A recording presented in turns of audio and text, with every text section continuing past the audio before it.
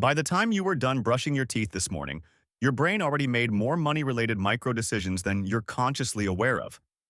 That's the psychology of money running in the background of your entire day. And by the end of this video, you'll never look at a purchase the same way again. Here's the part almost nobody tells you. Your brain was never designed to handle money. Money is maybe 5,000 years old. Your brain is 200,000 years old, built for a world of food, shelter, and threats, not interest rates and credit scores. So when you open a banking app and feel your stomach drop, or you buy something you don't need and can't explain why, you're not broken. You're running ancient software on a modern problem, and that mismatch is the psychology of money in a single sentence. Let's talk about why this matters to you specifically, right now. If you've ever made more money and somehow ended up with the same amount of stress, that's not a coincidence. That's a mindset pattern, not a math problem. If you've ever paid off a credit card and felt relief for exactly 1 week before the balance started creeping back up, that's not a willpower failure. That's a mindset pattern too. This channel exists because almost every financial outcome traces back to a psychological one before it ever shows up as a number. If you want the specific breakdowns, loss aversion, mental accounting, anchoring, all the individual biases that run your decisions, those are coming in dedicated videos. Hit subscribe now so you don't miss them, because today we're building the foundation those videos will stand on. So what's actually happening inside your head when you make a money decision? Behavioral finance, the field that studies exactly this, has spent decades proving something that goes against everything traditional economics assumed. Traditional economics assumed you're a rational actor. You weigh costs and benefits, you calculate, you choose the option that maximizes your outcome. Behavioral finance proved that's almost never how it actually works. Instead, your brain uses shortcuts, called heuristics, that were incredibly useful for survival and are often terrible for personal finance.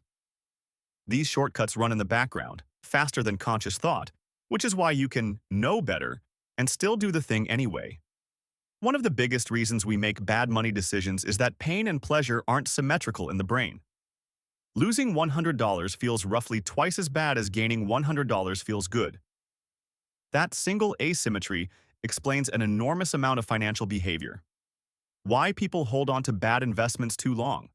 Why a stock market dip feels like a crisis even when the dollar amount is small.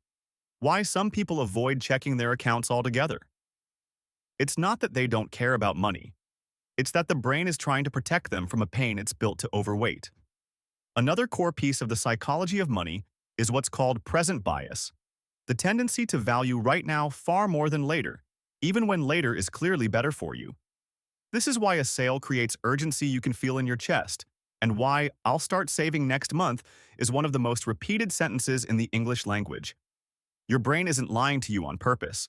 It genuinely values a smaller reward today over a larger reward next year, because for most of human history, later wasn't guaranteed. Waiting could mean losing the resource entirely. That instinct kept people alive for millennia. It just doesn't know the difference between a woolly mammoth and a 401k. There's also a quieter bias worth naming here.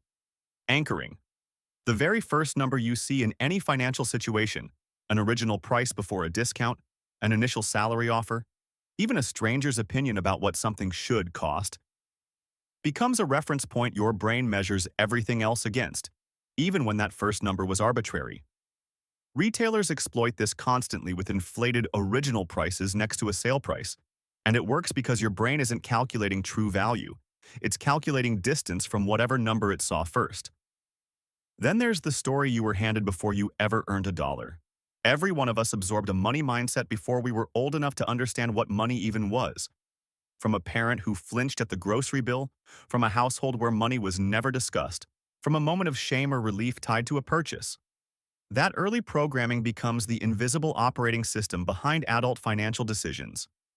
Two people can have identical incomes and make completely different choices, not because one is smarter, but because they're running different childhood scripts about what money means. Safety, danger, love, control, freedom. We'll go deep on this in upcoming videos, because it's one of the most underrated forces in personal finance. Here's where it gets even more interesting.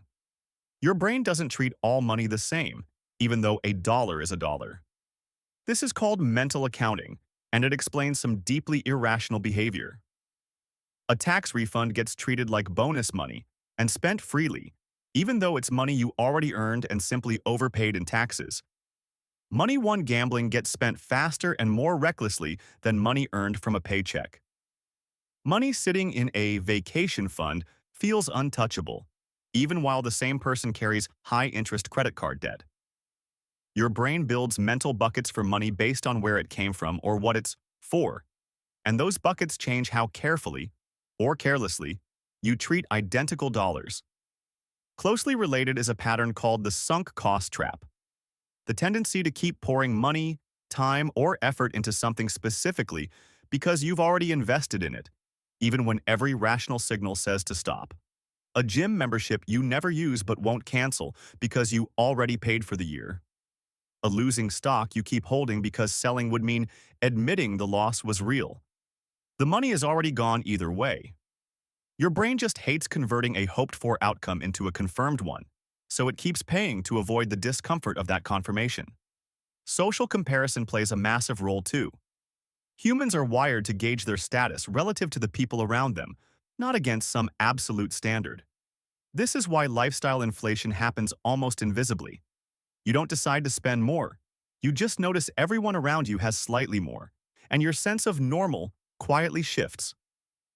Social media has turned the volume up on this instinct to a level our brains were never built to handle, because now you're comparing your daily life to a permanent highlight reel from thousands of people instead of the 24 neighbors your ancestors would have actually seen. There's one more bias worth flagging before we move to what actually helps. Confirmation bias. Once you've made a financial decision, bought a stock, signed up for a subscription, committed to a purchase, your brain starts unconsciously filtering for information that confirms you made the right call and quietly discounting anything that suggests otherwise. This is why it's so easy to keep defending a bad financial choice long after the evidence has turned against it. You're not being stubborn on purpose. Your brain is protecting a decision it's already emotionally invested in, the same way it protects any other belief once it's been adopted. So if all of this is running in the background, whether you're aware of it or not, what actually helps? This is where most financial advice gets it backwards. Budgeting apps and spreadsheets treat the symptom. They assume the problem is information, that if you just saw the numbers clearly enough, you'd behave differently. But you already know how much you spend on takeout. The gap was never information. The gap is that a feeling is driving the decision faster than logic can intervene. The actual fix starts with naming the pattern in the moment it's happening. Neuroscience shows that simply labeling an emotional impulse, noticing this is present bias, or this is stress spending as it's happening, activates the prefrontal cortex, the part of your brain responsible for reasoning, and quiets the emotional response driving the urge. That's not a metaphor, that's measurable brain activity. Awareness isn't a soft, feel-good concept here. It's a literal intervention at the neurological level, and it's the single most effective tool available before any spreadsheet or app even enters the picture. The second thing that helps is building in friction on purpose. Your brain's shortcuts thrive on speed and ease. One-click checkout, saved card details, apps designed specifically to remove hesitation because hesitation is bad for their revenue. You can flip that dynamic. Remove saved payment info. Add a 24-hour rule before non-essential purchases over a certain amount. Make the impulsive path slightly harder, and you give your slower, reasoning brain enough time to catch up to your faster, emotional one. The third thing, and this is the one most people skip, is going back to where the story started. If you notice a recurring pattern, a specific kind of purchase that always seems to sneak past your best intentions, or a specific kind of financial fear that shows up no matter your income, that pattern almost always traces back to something learned early, often before age 10. You don't have to solve that in one sitting. You just have to notice it exists, because an unexamined pattern runs on autopilot, and an examined one starts to lose its grip. None of these three tools require you to overhaul your entire financial life overnight, and that's intentional. Trying to fix every bias at once is its own kind of overwhelm, and overwhelm tends to trigger the exact same emotional shortcuts we've been talking about this whole video. Pick one: naming the pattern, adding friction, or tracing the origin. And apply it to just one recurring money behavior this week. Small, consistent interruptions to an automatic pattern do more over 6 months than a single dramatic overhaul that burns out by week 2. If any of this is landing, drop a comment telling me which part hit closest to home: the mental accounting, the social comparison, or the childhood programming. Because that tells me exactly which deep dive video to prioritize next, and I read every single one. Here's the honest truth about the psychology of money. You were never taught this in school, your parents likely weren't either, and an entire industry profits from you not understanding it because confused, emotional decision-making is enormously good for business. But now you know the actual mechanism. You know it's not a character flaw, it's not laziness, and it's not a math problem. It's ancient wiring meeting a modern world, and wiring can be understood, worked with, and in some cases rewired entirely. This channel is going to spend the next several months walking through every piece of this system: the individual biases, the childhood programming, the social pressures, the emotional spending triggers, one video at a time, so you build a complete practical understanding instead of just isolated facts. If today's video made you see your own financial life a little differently, subscribe and turn on notifications because the next video picks up exactly where this one leaves off.